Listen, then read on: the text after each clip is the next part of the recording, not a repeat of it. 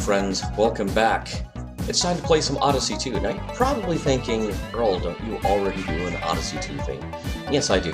I have a podcast called Select Game, Expanded Memories of the Odyssey 2, that I have been trying to keep to a regular schedule, although the past couple of years, what with moving to Utah and the various challenges that arose from trying to find a job there, taking care of the kids there, that sort of thing, really worked against me keeping Select Game on a regular schedule. Now, I still plan to do Select Game. I plan to revive it once I have my original hardware set up. What I have here, unfortunately, is an emulator.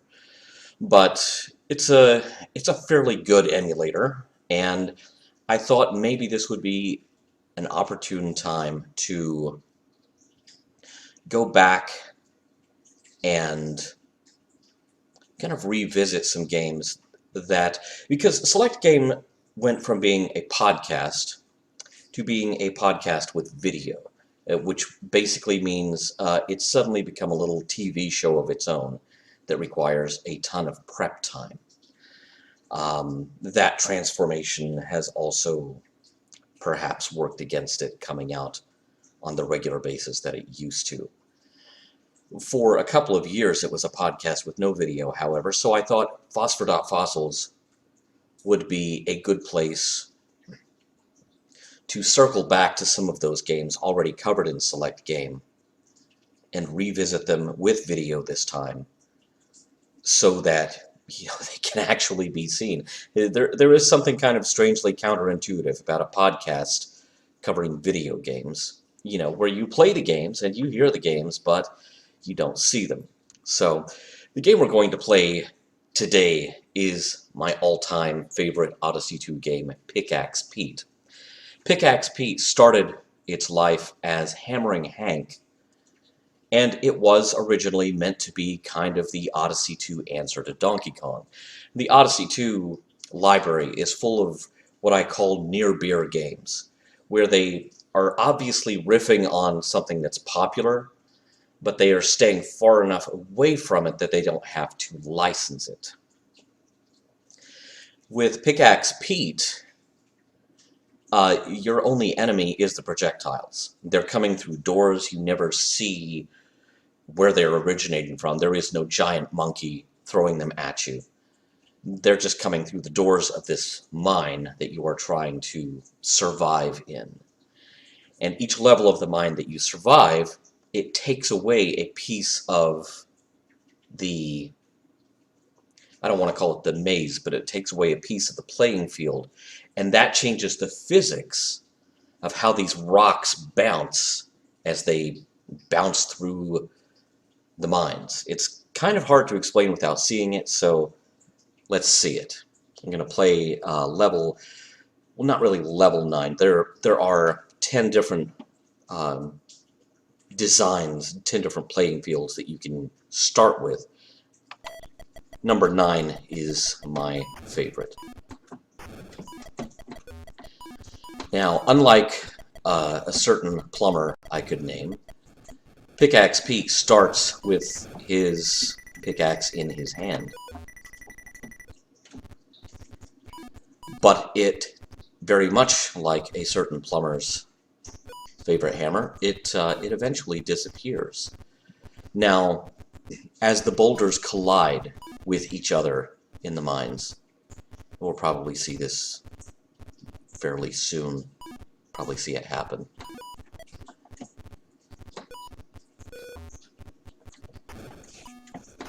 There's a key that gets you to the next level. All right. Oh, this is my favorite. This is my favorite piece of the maze to lose in this game, because that creates a very safe space for Pete to sit and chill out while he's waiting for another key to emerge. The only problem is you have to really carefully time your, if you're going to attempt to go over there, and I probably need to go over there where the keys are appearing. Yeah, you see how that one piece missing changed the physics of the screen. Gonna go for it. Whew.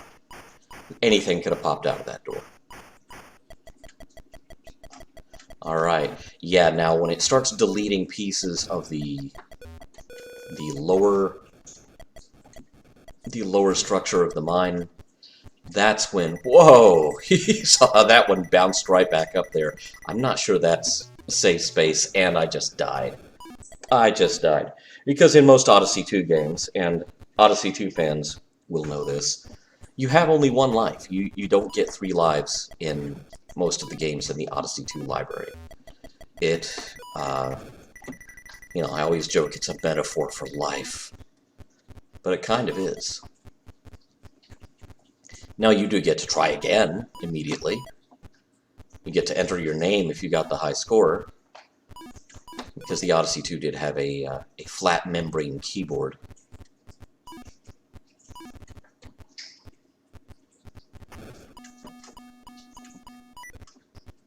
Oh, that was a very bad idea. That was a very bad idea.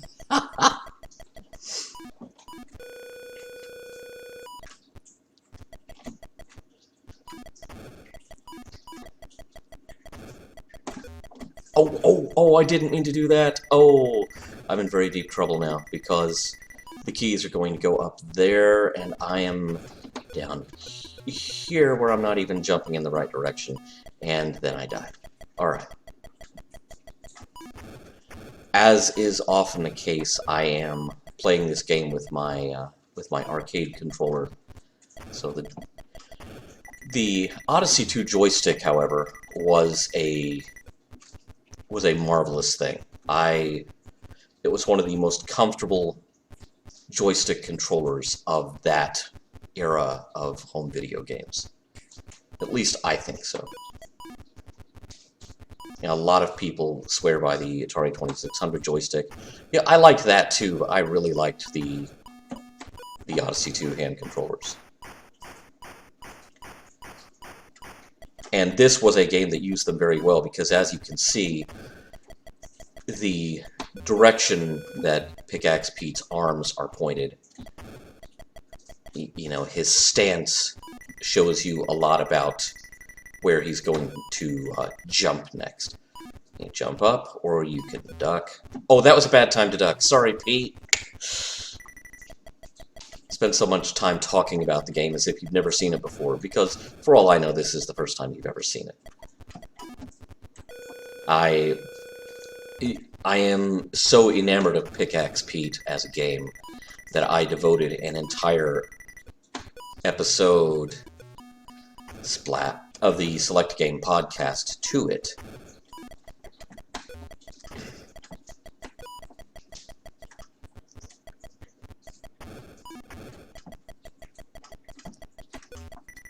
Oh, no, don't duck down.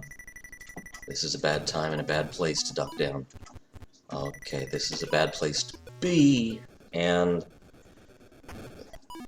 so endeth the life of Pickaxe Pete. I'm not doing too well. I am not in the Pickaxe Pete zone as I record this, unfortunately.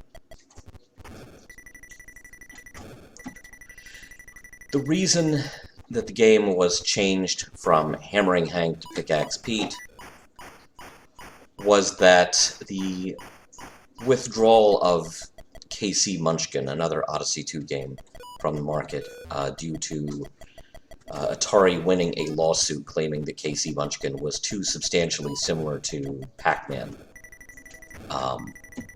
And, you know, Magnavox, North American Philips, was not the only company that Atari took to court over such claims. Here comes the train.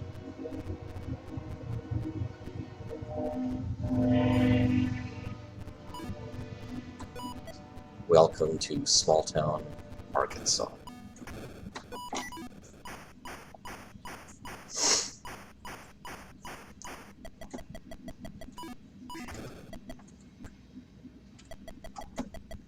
Ooh, yeah, you see how that boulder immediately bounced right out of the path it would have otherwise normally taken. Get up here to my somewhat happy place. Okay, yay! I'm now doing better than I have done at any point up to this moment in this video. The Odyssey 8-way joystick was really very well suited to this game because, as I said, where Pete's arms are pointed show you which way he is going to jump or duck next, and which way he is going to die next.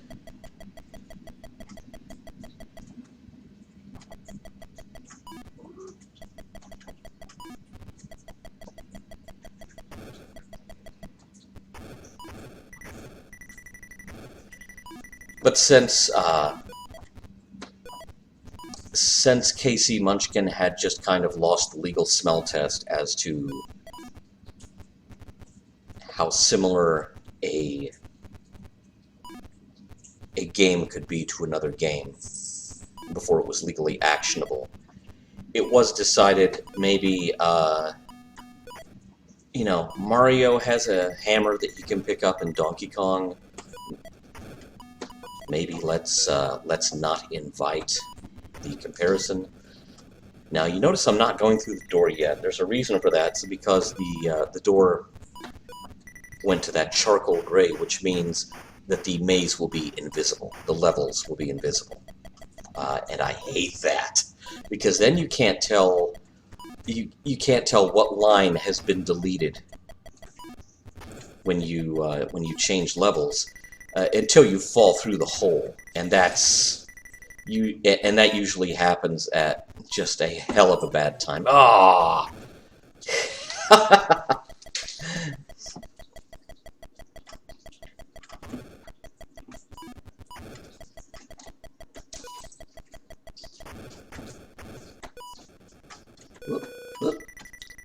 Ooh, I'm about to run out of pickaxe here.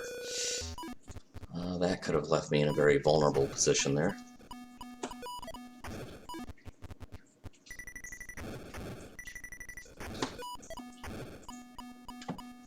Key, jump, door, bye. Alright. Yeah, deleting those lower pieces of those lower levels really starts to mess with the physics of the game. Oh, yeah. Okay, that went well. I don't think that was a survivable situation.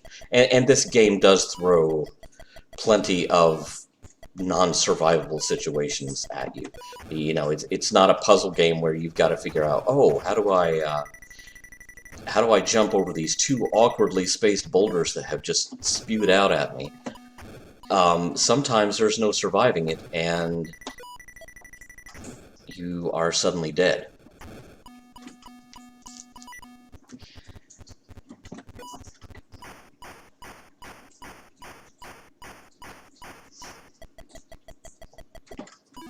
The game was programmed like so much of the Odyssey2 library was programmed by the absolutely brilliant Ed Averett, who milked the Intel 8048 chip, the central processor at the heart of the Odyssey2, or the Videopac if you were in Europe, or the Jopac if you were in France, or the what was it, the Radiola Jet console. It had so many names because Philips Electronics, you know, Philips was an international concern and would launch the console into any market that it could. The Odyssey2 was a big deal in South America, probably a bigger deal than it was in North America.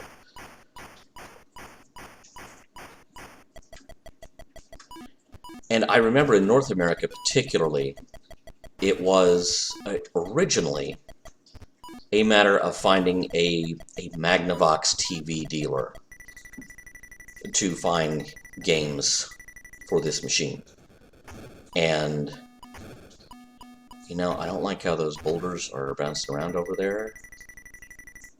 I don't think I'm going to go over there, even though there will be another key. As one good strategy to remember with this game with Pickaxe Pete, there will be another key. If you're not comfortable with how things are bouncing around, there will be another key, and you can go get that other key and not worry about the one that's way over on the other side of the screen.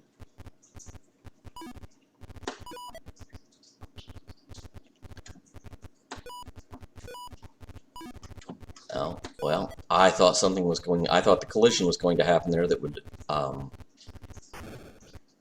reveal the key and send it flying up there. Ah! There will be another key. And maybe, if I'm lucky, it'll come straight to me. Yes.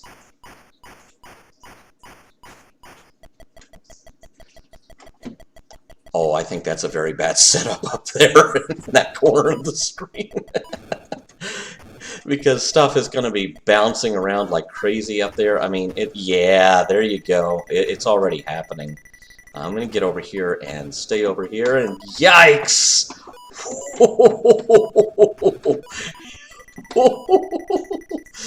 That was... That was close. I love this game. I'm sorry, I unabashedly love this game. I realize to a lot of you, especially those of you who were born after this era of gaming had come and gone, this probably seems really ridiculously low-tech. Thank you, I'll catch that. Oh! But this game is a huge amount of fun. So, thank you, Ed Averett, wherever you are. I think Ed is still working at... He now works at Microsoft, if I'm not mistaken. And in recent years, he has kind of re-embraced his Odyssey2 legacy and revived KC Munchkin as a PC game that's in the Windows 10 store for free, and it's a game about genetic sequencing, believe it or not. It seems like such an odd thing to build a game around, and yet, if anyone could do it, it's Ed, because, you know, he's trying to introduce a younger generation to the marvels of CRISPR and other things like it. I think we're done. Sorry, Pete. So, there you have it. Pickaxe Pete for the Odyssey2. A marvelous game. One of my favorite video games on any platform. And it's so uniquely Odyssey2. I have so much more fun playing this than I do Donkey Kong. So, I'm doubly glad that Pickaxe Pete is not Hammering Hank, because, you know, you would never hear the end of the similarities, when in fact the similarities are pretty minimal. This is its own game. It's, you know, it may have started out as, let's see if we can get the Donkey Kong audience a game on the Odyssey2, but it evolved into this other wonderful thing that is really very much its own creature.